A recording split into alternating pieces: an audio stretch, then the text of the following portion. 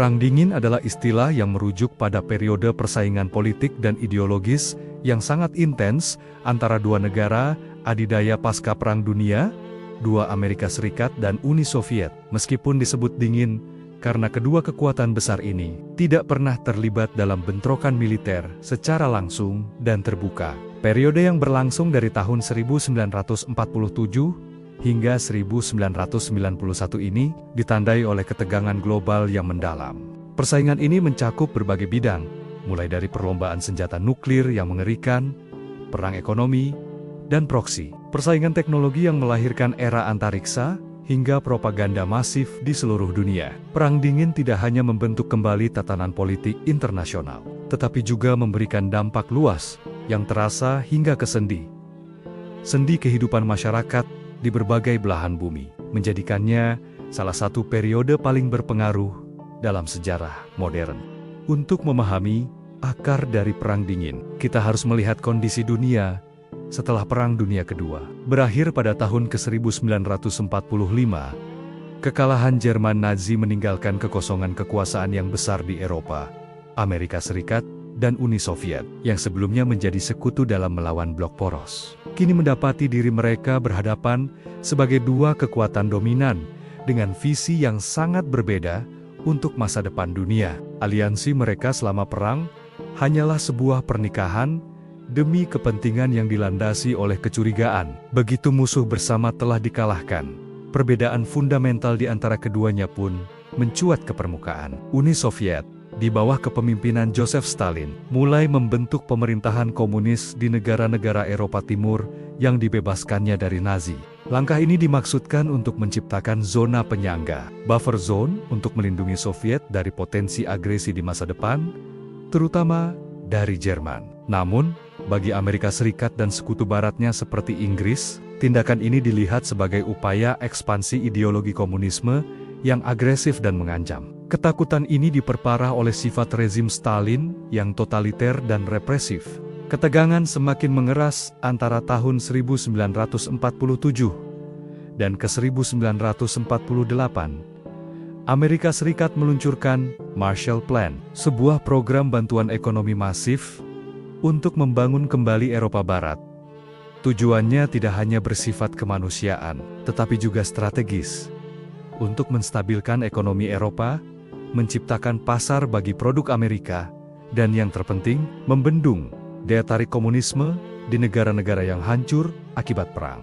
Di sisi lain, Uni Soviet menolak bantuan ini dan memaksa negara-negara satelitnya di Eropa Timur untuk melakukan hal yang sama, menganggapnya sebagai alat imperialisme ekonomi Amerika. Pembagian dunia menjadi dua kubu yang saling bertentangan pun menjadi semakin nyata. Sebuah tirai besi, istilah yang dipopulerkan oleh Winston Churchill, turun membelah benua Eropa, memisahkan blok barat yang demokratis kapitalis dengan blok timur yang komunis. Puncaknya adalah pembentukan aliansi militer. Pada tahun 1949, Amerika Serikat dan sekutunya membentuk NATO Pakta Pertahanan Atlantik Utara, sebuah aliansi pertahanan kolektif di mana serangan terhadap satu anggota dianggap sebagai serangan terhadap semua sebagai balasannya. Uni Soviet dan negara-negara satelitnya di Eropa Timur membentuk Pakta Warsawa pada tahun ke-1955.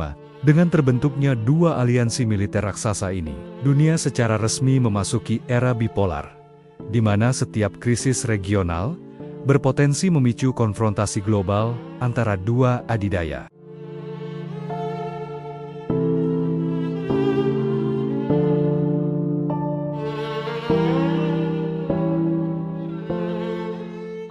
Motif di balik Perang Dingin bersifat multifaset, mencakup ideologi, ekonomi, dan geopolitik.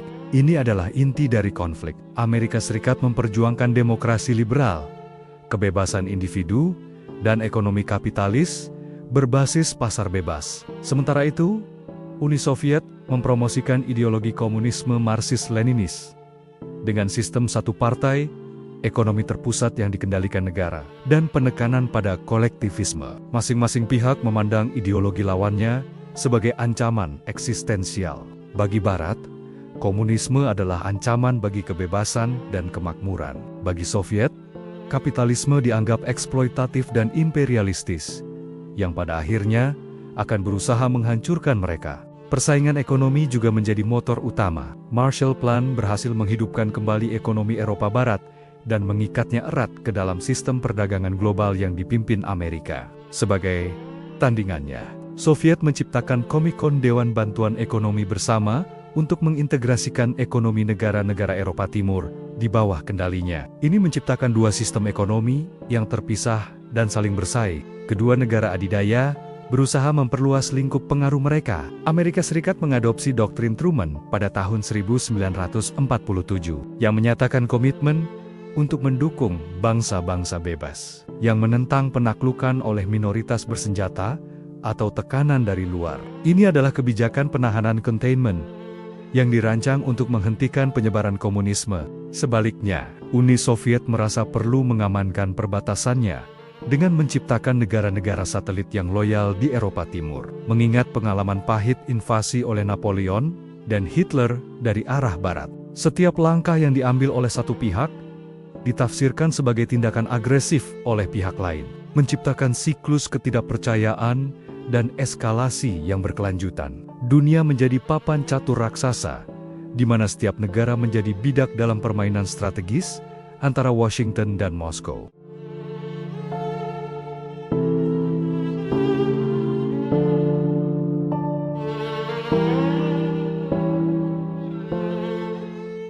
Meskipun tidak pernah ada perang langsung, Perang Dingin dipenuhi dengan krisis yang membawa dunia ke ambang kehancuran dan perang proksi yang memakan jutaan korban jiwa.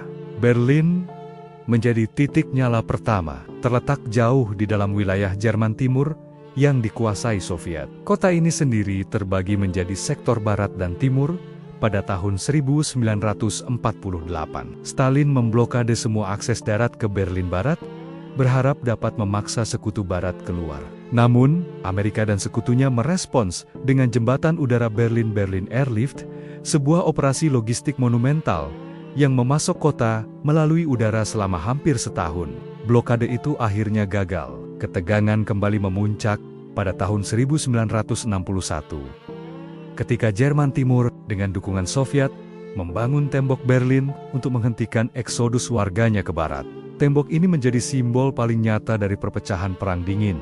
Ini adalah konflik militer besar pertama dalam Perang Dingin.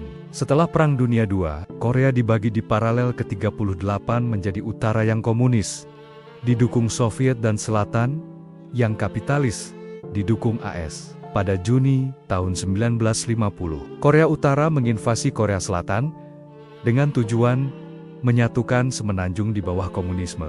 PBB dipimpin oleh Amerika Serikat, turun tangan untuk membela Korea Selatan. Setelah pasukan PBB berhasil memukul mundur pasukan utara hingga mendekati perbatasan Tiongkok, Tiongkok ikut campur dengan mengirim ratusan ribu sukarelawan untuk membantu Korea Utara.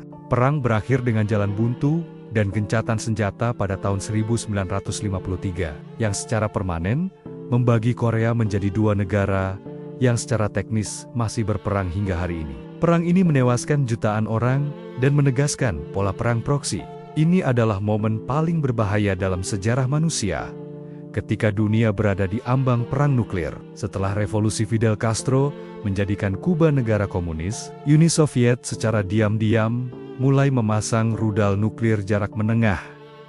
Di pulau itu, hanya 145 km dari pantai Amerika Serikat. Ketika pesawat mata-mata U-2 Amerika menemukan situs-situs rudal ini, Presiden John F. Kennedy memberlakukan karantina laut di sekitar Kuba untuk mencegah kapal-kapal Soviet membawa lebih banyak senjata. Selama 13 hari yang menegangkan, dunia menahan napas saat kedua adidaya berada di ambang konfrontasi langsung. Akhirnya, krisis berhasil diredakan melalui negosiasi rahasia.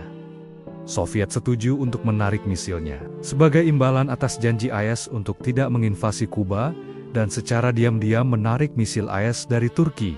Seperti Korea, Vietnam juga terbagi menjadi utara yang komunis dan selatan yang anti-komunis. Amerika Serikat khawatir akan teori domino Jika satu negara jatuh ke komunisme, negara tetangganya akan mengikuti. Semakin terlibat dalam mendukung Vietnam Selatan melawan gerilyawan Viet Cong yang didukung oleh Vietnam Utara. Keterlibatan Amerika memuncak dengan pengiriman lebih dari 1,5 juta tentara. Namun, perang gerilya di hutan lebat terbukti sangat sulit dimenangkan. Serangan Teteh pada tahun 1968, meskipun gagal secara militer bagi pihak komunis, menjadi pukulan psikologis yang telak bagi publik Amerika dan memicu gerakan anti-perang yang masif. Amerika Serikat akhirnya menarik pasukannya pada tahun 1973 dan pada tahun 1975, Vietnam Selatan jatuh ke tangan pasukan komunis, menyatukan negara di bawah pemerintahan Hanoi.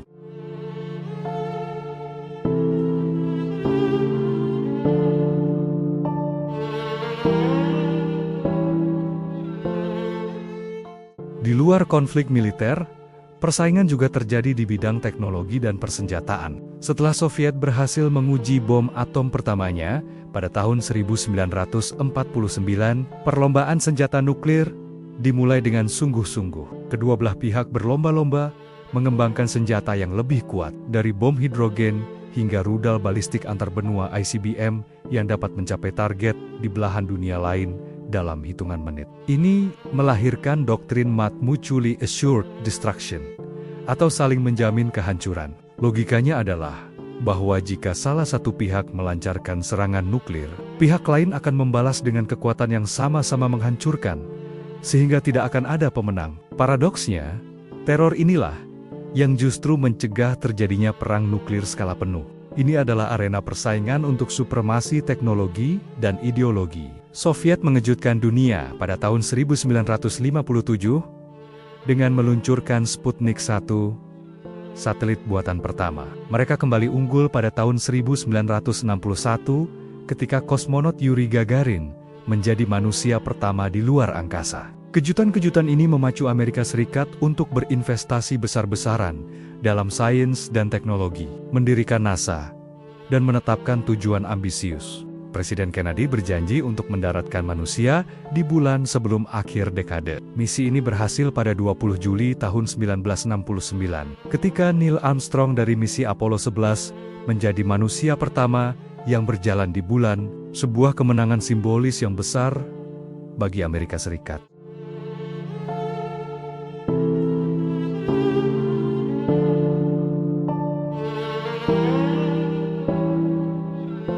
Pada tahun 1980, Uni Soviet mulai menunjukkan tanda-tanda keruntuhan internal. Ekonominya stagnan, dibebani oleh pengeluaran militer yang berlebihan dan perang yang mahal di Afghanistan. Standar hidup rakyatnya jauh tertinggal dari Barat pada tahun 1985. Mikhail Gorbachev naik menjadi pemimpin Soviet. Sadar akan kondisi negaranya yang memprihatinkan, ia memperkenalkan dua kebijakan reformasi radikal. Kebijakan ini memungkinkan adanya kebebasan berbicara dan pers yang lebih besar. Kritik terhadap pemerintah yang sebelumnya tabu kini mulai diizinkan. Ini adalah serangkaian reformasi ekonomi dan politik untuk merevitalisasi sistem komunis dengan memperkenalkan elemen pasar dan demokrasi terbatas. Namun, reformasi ini justru membuka kotak Pandora. Alih-alih memperkuat sistem, Glasnost dan Perestroika justru mempercepat keruntuhannya dengan mengekspos kelemahan-kelemahannya dan membangkitkan sentimen nasionalis di berbagai republik Soviet. Gorbachev juga mengubah kebijakan luar negeri Soviet secara drastis. Ia mengumumkan bahwa Uni Soviet tidak akan lagi menggunakan kekuatan militer untuk menopang rezim komunis di Eropa Timur. Ini memberikan sinyal hijau bagi rakyat di negara-negara tersebut untuk menuntut perubahan. Pada tahun 1989, gelombang revolusi damai melanda Eropa Timur, Polandia, Hongaria, Cekoslowakia, dan negara-negara lain menggulingkan pemerintahan komunis mereka. Momen puncaknya terjadi pada 9 November 1989, ketika tembok Berlin diruntuhkan, menyatukan kembali kota yang telah terbelah selama hampir 3 dekade. Di dalam Uni Soviet sendiri, kekuasaan Gorbachev melemah. Upaya kudeta oleh kelompok garis keras komunis pada Agustus tahun 1991 gagal. total berkat perlawanan rakyat yang dipimpin oleh Boris Yeltsin. Kegagalan kudeta ini justru menghancurkan sisa-sisa otoritas Partai Komunis. Satu persatu, Republik-Republik Soviet mendeklarasikan kemerdekaan. Pada 25 Desember tahun 1991, Mikhail Gorbachev mengundurkan diri sebagai Presiden Uni Soviet. Sehari setelahnya, Uni Soviet secara resmi dibubarkan. Bendera merah palu arit diturunkan dari Kremlin untuk terakhir kalinya. Menandai berakhirnya Perang Dingin, dunia memasuki era baru yang penuh dengan ketidakpastian, tetapi bebas dari ancaman konfrontasi nuklir bipolar yang telah menghantuinya selama lebih dari 4 dekade.